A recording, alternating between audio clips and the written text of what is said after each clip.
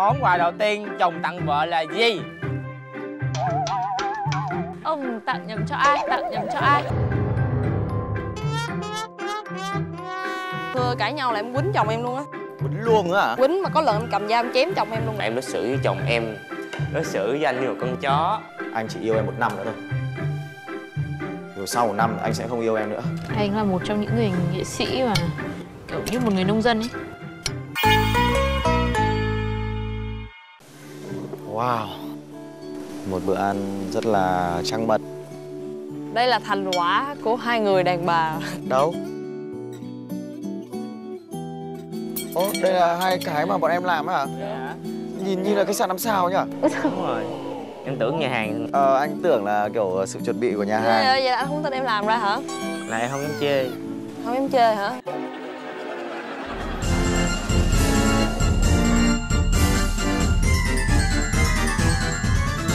Ủa dài ghê trời. Nói đùa là anh không dám khen. Wow.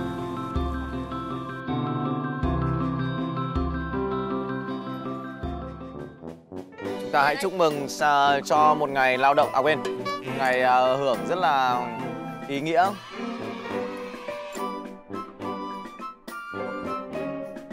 Vợ bao giờ nấu không? Đấy là mọi người nấu á, em nhìn. Nấu cho chồng ăn những bữa ăn ngon thì đấy là một điều tuyệt vời của một người vợ. Nó ra trong em không nấu. Trong cái khoảnh khắc mà ăn ngon như này thì anh mới kể cho Khánh là ở nhà ấy, vợ cứ đòi là ly dị anh. Thế là Khánh bảo là nhà em cũng thế, vợ em cũng đòi là ly dị em. Đang ngồi chung với bạn em đúng không? Chửi một phát một. Ba món kính. Đối xử với chồng em, đối xử với anh như một con chó. Thế là anh mới bảo Khánh là Cứng cáp lên. Hãy cứng gì? Không biết khóa lên không lại nảy sinh tình cảm không? Cái gì phải làm cho được. Đúng rồi. ý là ly dị được á hay sao? Thì đó, để gì cho được. Chứ để ngâm tới bây giờ là có nảy sinh tình cảm lại rồi. Thì lại khó rồi. Bây giờ nếu mà không có phương án ấy thì anh thấy là tạm không gặp nhau 1 tuần. Đấy là những xử lý mà kiểu lúc trong căng thẳng. Nhưng mà chồng em có hay ghen không? Có chị. Thật ra ghen thì nó gọi là tỷ lệ thuận với cái độ yêu. Yêu nhiều ghen nhiều. Hay quá anh Phúc ơi. Hay quá. Đúng không? Đúng rồi. Nếu em không yêu thì em ghen làm gì? Đúng rồi. Nhưng mà chỉ có những người mà yêu đến mức độ điên cuồng thì mới để cho vợ mình đánh mà không cảm thấy gì cả. Trời nghe giống như trời em là cái gì đó vĩ đại lắm chứ. Anh mỗi lần bị em quýnh mặt rồi. Mặt đúng đơ luôn. Đấy, vẫn chịu, vẫn cam. Rồi em gây lộn ngoài đường nhiều quá. Thế á? Nó là một cái gì đó xấu xấu. Đúng rồi. Nhưng ngoài đường thôi em đang trên xe của chồng em nhảy xuống xe. Em băng qua con lương qua bên kia đường rồi em hoành qua sao em đi em sẽ đi trong đầu nó sẽ đi theo nó năn nỉ. Đúng rồi thì Bây giờ chồng em đi theo. Cố lên, cố lên, cố lên. Đang đi bộ mà kêu cố lên, cố lên. tình yêu của bọn em bây giờ nó còn đang quá đẹp thì nó mới xảy ra được những tình huống như thế. Chứ bọn anh bảo bắt bọn đi bộ thì cũng chắc chả bao giờ luôn đấy. Vợ anh thì dù tức đến mấy Mang về nhà để âm mưu sau. đúng. Anh chị cũng không giận nhau lâu bao giờ. Sau khi tiếp xúc với vợ chồng anh Phúc Bồ, em cảm thấy rất là hâm mộ, họ rất là hạnh phúc. Còn bản thân em thì có rất là nhiều lỗi sai mà hôm nay em mới biết được là em vẫn còn quá là độc tài, suy nghĩ nông nổi, hay chửi chồng, mắng chồng, mặc dù đó là sẽ là người cùng em đi đến cuối cuộc đời, nhưng mà cư xử thì tệ quá. Trước giờ cứ nghĩ là làm vậy hai đứa chắc sẽ vui lắm, nhưng mà không ngờ chồng em lại có những tổn thương, những cái thắc mắc trong lòng.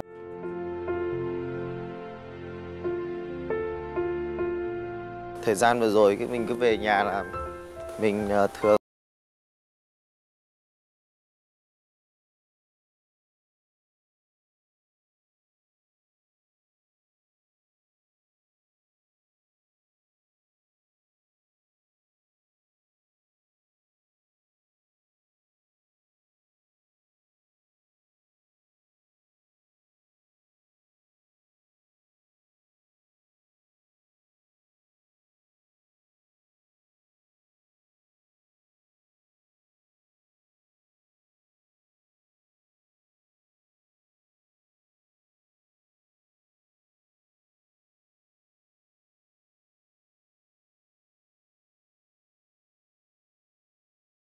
như thế. Ví dụ như vậy, nếu mà anh đã nhận ra được việc là mỗi người một cái điện thoại thì anh cũng có thể là người bỏ cái điện thoại xuống trước, Thì đúng đúng rồi. không? Nhưng anh không làm việc đấy. Thế nên là bây giờ mình sẽ đưa ra bộ luật hình sự rõ ràng ở level tiếp theo. Không nói là giận quá, chả ai có quyền giận ai cả. Nếu mà anh bớt thời gian để anh đi chơi với bạn bè lại, hay là bớt thời gian chơi với con chó chẳng hạn, để lên để hỏi em vài câu, hoặc là sáng vợ đi làm sớm thì có ăn sáng hay không. Rồi dần dần em cũng bị mất cái thói quen chờ đợi sự quan tâm đấy.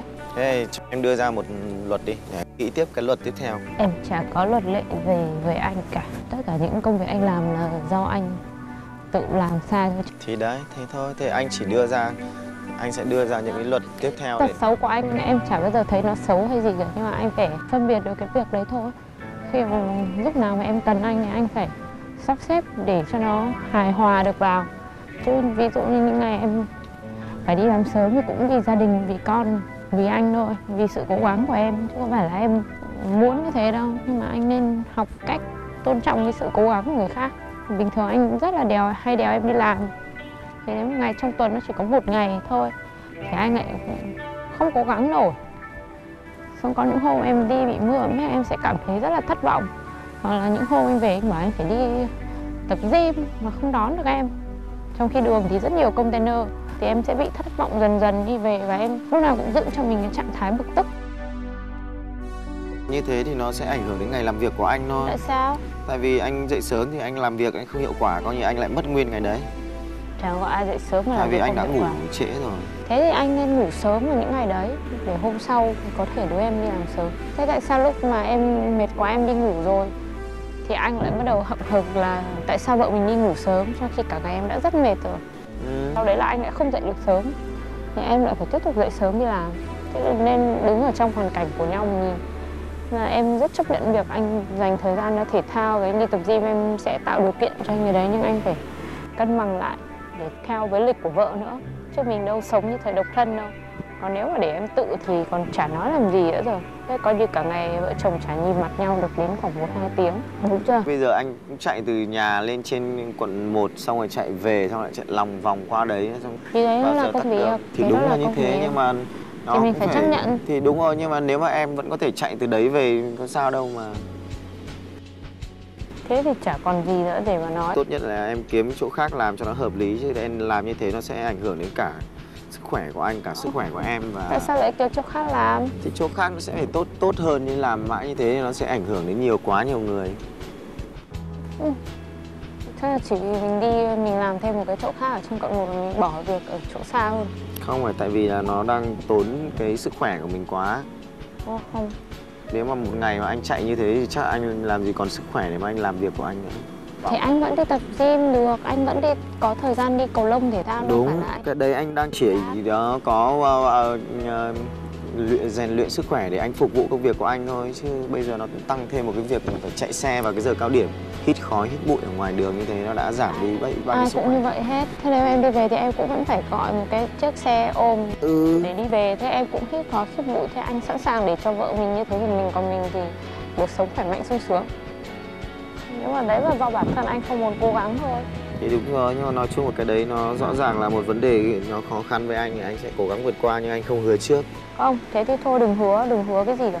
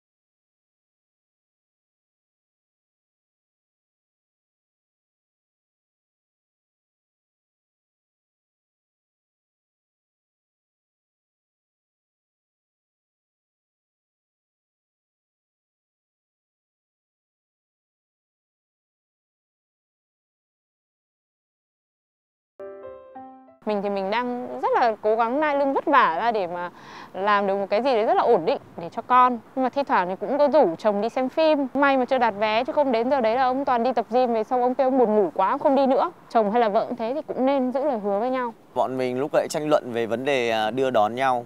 Thường thì gần như là đưa đón đến 90% và nó chỉ là bị gặp vài cái trục trặc thì là mình không đón được thôi, còn đa số là đến 90% mình đã làm tốt cái việc đấy rồi. Nó chỉ là không hoàn thành được 100% thôi.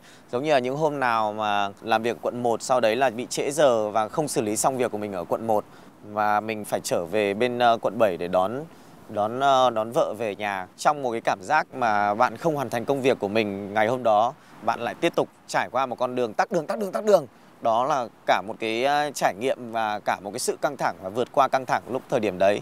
Này vậy em thấy vui không? Vui, rất là hạnh phúc vì được nhiều người yêu thương, có người chồng tốt mà có gia đình chồng tốt nữa.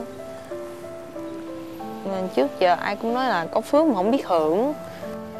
Em cũng ôi có gì đâu, trời bình thường. Xong giờ nhìn thấy xung quanh có rất là nhiều người ta nói là không thiệt đó, thực sự là có một gia đình chồng như vậy thì không có dễ dàng đâu.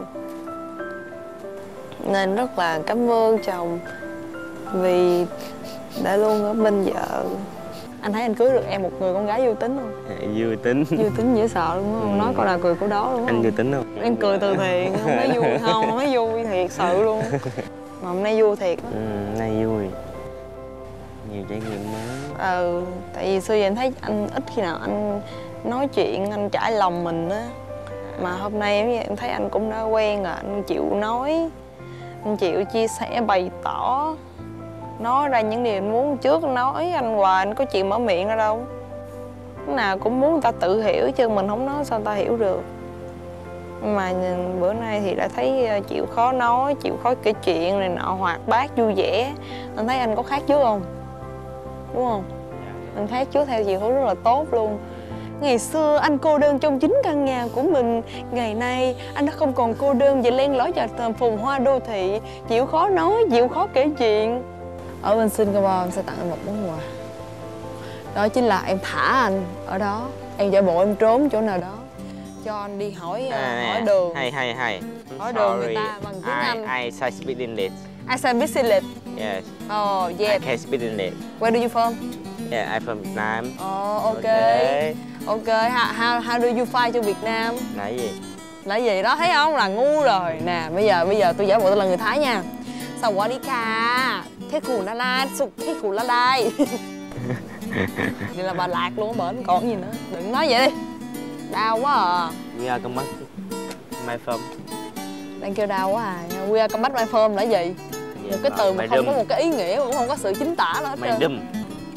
Chồng yêu, chúng ta hãy cùng nhau trải nghiệm một chân mật thật diệu kỳ nhé. Đi. Ây da trời. Quả báo là có thiệt.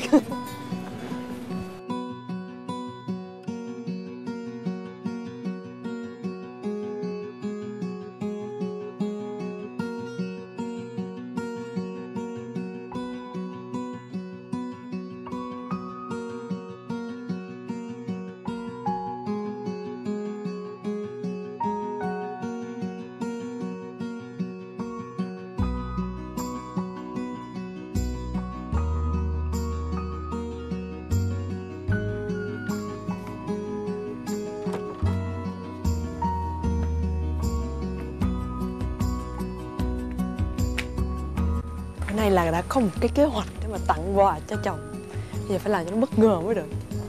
Phải dụ đó trong dụ chồng ở trong phòng để đánh lạc hướng con mồi. Sau đó sẽ tiến hành đi ra biển, chuẩn bị mang tặng quà vô cùng đặc sắc, công phu, mắc tiền. Hy vọng là chồng sẽ thích. Sáng mai sẽ tặng cho chồng một món quà mà chồng đã thích mấy bữa nay rồi, thích dữ lắm. Đòi mua mà từ chối không cho, chửi. Để cho cảm thấy là vợ mình cũng rất là quan tâm đến mình, chứ không phải đến nỗi nào tệ đâu nha. Xin lỗi anh vì thời gian qua em cũng leo lên đầu lên cổ anh ngồi. Em biết anh cũng chịu đựng em nhiều rồi.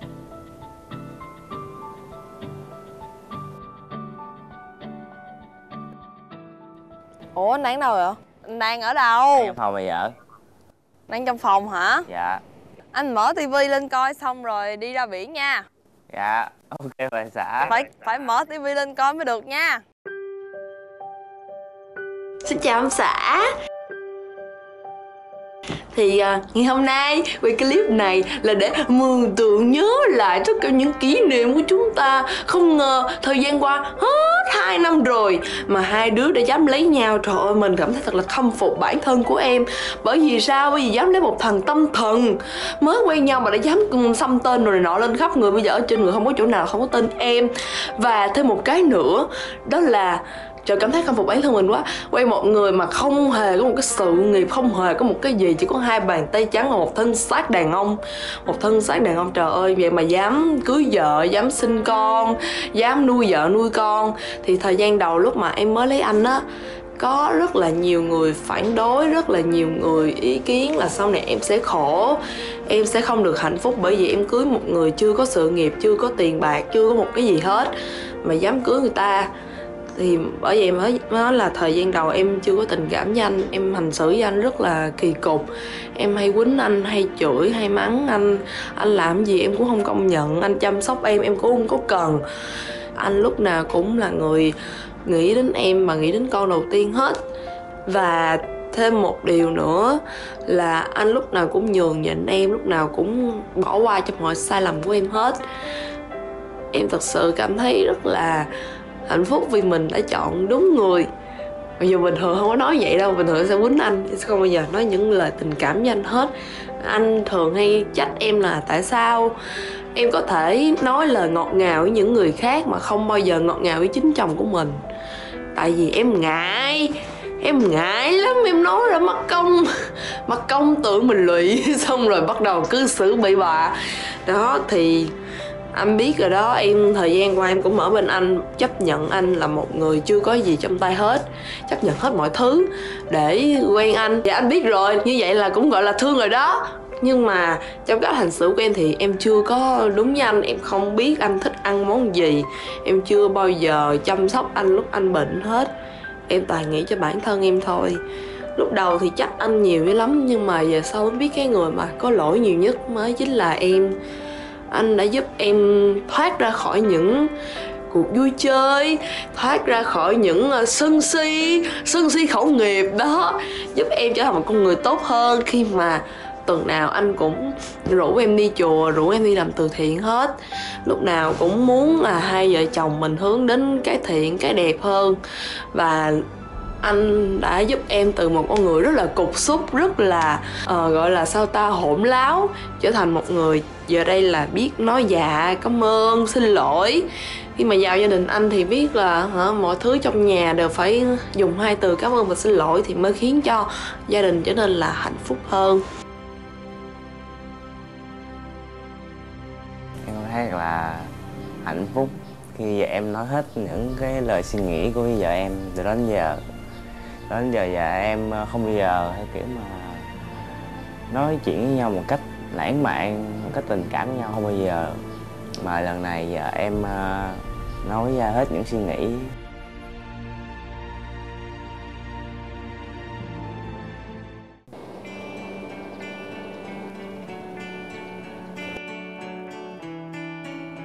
Vui à? Ôm cái đi, ôm cái đi. À, chị... Ôm cái đi, ôm cái đi, ôm cái đi. Vui quá. Vui quá. Ủa vậy không quá trời. Thì bữa nay trời, quen nhau 1 năm mấy rồi, phải có lúc gọi là nghiêm túc chứ không có giỡn giống hồi xưa nữa. Bữa nay hẹn ra đây là tại muốn tặng anh một món quà. Tên. Biết anh thích dữ lắm. Wow. Cảm ơn bà xã nhiều lắm. Đó. Đẹp không? Đeo lên. Đeo lên đi. Đây là lần đầu tiên thì bà xã đã bất ngờ cho ông xã. Lần đầu tiên rồi, đúng rồi đó. Đã trải qua một cái chuyến đi thì cảm thấy là đúng thiệt là hai vợ chồng mình còn trẻ con, ai cũng nói hết luôn á. Ai cũng nói là hai đứa còn nít quá mà quen nhau mà cứ cà rỡn mà không bao giờ thấy nghiêm túc hết. Nên là sau bữa nay là hy vọng ông xã về nhà sẽ trưởng thành hơn, thương yêu vợ con giống như những ngày đầu, và đã làm ba rồi thì nhớ là trưởng thành nha. Đừng có gây lộn vợ vì những chuyện nhỏ nữa, không có đáng. Thì hứa là sẽ ngoan hơn, để không ăn hiếp chồng nữa, luôn tôn trọng chồng và nói những lời ngọt ngào để không có khiến chồng tổn thương nữa nha. Ông xã coi clip bà xã rồi. Không sao. Mương nước mắt. Cảm thấy là bà xã là số 1, bà xã càng ngày càng yêu thương chồng hơn. Thấy luôn hả? Dạ, chồng biết mà. Thấy là yêu thương chồng hơn hả? Dạ. Ừ. Đó. Bà xã nhiều mắm về món quà này. Nói chung là nói vậy thôi, Bà biết xã không? món quà nhiều lắm. Yêu bà xã nhiều. Ông xã em number one, number one, number one. Ông xã sẽ yêu em hoài, chỉ mình em chẳng cần ai. Dù cho sóng gió, giang lao, tình anh luôn mãi dâng cao. Như là biển lớn sẽ mãi mãi không càng khô. Ông xã em number one. Để chồng lặng vào bài hát. Người tuyệt vời nhất là em, chẳng ai khác ngoài anh. Thôi xỉu. Xỉu. Cảm ơn vậy nhỉ? Bất tỉnh. Bất tỉnh nhân sự đây kỳ lắm. Cảm ơn rất nhiều. Đi ra biển, đi ra biển đi. Đi ra biển chơi. Cùng anh băng qua bao đại dương, cùng anh đi mua chai nước tương. Phiêu lãng như ăn mây trời, xanh ngát như giấc mơ tan và đời dần thế.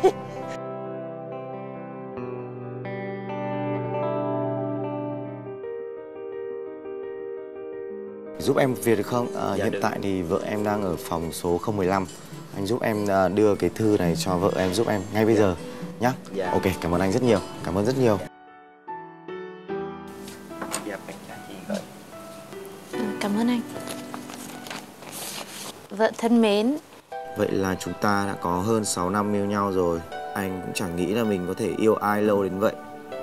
Nhưng với em, mọi thứ cứ mãi vẫn thế, chẳng nguôi đi chút nào cả. Vẫn nhớ nhiều, yêu nhiều, ghen nhiều, giận nhiều. Tình yêu chân thành là có thật. Ok, anh sẽ học cách lãng mạn hơn từ giờ nhé. Chắc sẽ chẳng khó mấy đâu. Mọi điều anh sẽ học để em hạnh phúc hơn từng ngày một khi em muốn. Và cuối cùng điều chân thành nhất trong anh vẫn như vậy. Em vẫn là một nửa hoàn hảo nhất mà anh có được trong cuộc đời này. Yêu nhau nốt 60 năm nữa nhá. yêu vợ. Ủa vậy nếu hơn 60 năm thì không được à? Lỡ sống hơn 60 năm nữa sao? À vẫn còn. Nào, hãy ra biển ngay bây giờ. Anh đang chờ cùng với bài tập lãng mạn. Lần thứ 2 tôi nhận được thư của chồng và chữ vẫn xấu như lần đầu tiên. Viết thư được như này thì rất lâu rồi chồng mới làm những cái hành động kiểu như này.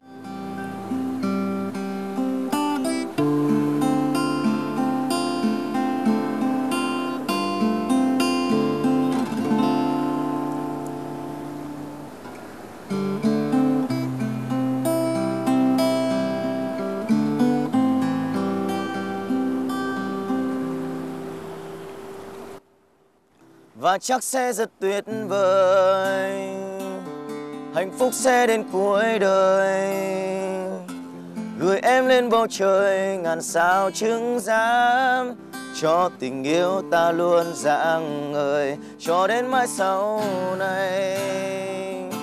Hạnh phúc sẽ luôn đong đầy, để anh được thấy ta sẽ ở bên nhau, đón em trở về bước trong đời cùng anh. Yêu em, oh, oh.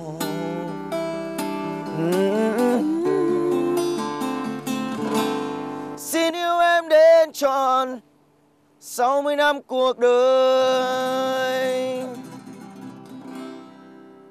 Em có nghe được không? Hơn 60 năm được không? Để xem đã. Bây giờ mới chỉ có 7 giờ sáng thôi. Và điều này anh nghĩ là sẽ là cái điều lãng mạn vụng về nhất của anh. Và là những điều lãng mạn đầu tiên mà anh dành cho em. Bọn mình có 3 năm yêu nhau, ở xa nhau nên là tất cả những cái gì mà những cái ngày lễ hay là những cái ngày mà đáng ra phải lãng mạn nhất thì anh đã không dành được cho em. Cho đến khi chúng ta đã cưới nhau rồi thì mọi thứ đã lại phải lao vào công việc luôn. Nên là đây là món quà lãng mạn đầu tiên dành cho em. Hy vọng là anh sẽ tăng cái phần lãng mạn đấy dần dần lên theo từng ngày. Và 60 năm nữa là chắc chắn là sẽ có một lần mà lãng mạn nhiều nhất và làm cho em nhớ về anh nhất. Và sẽ có một ngày lại thì đây cũng là một trong những lần mà mình đáng để nhớ nhất và đáng để kể cho Buôn nghe nhất. Đôi mắt em đong đầy nằn sâu để anh được thấy ta sẽ ở bên nhau. Đón em trở về bước trong đời.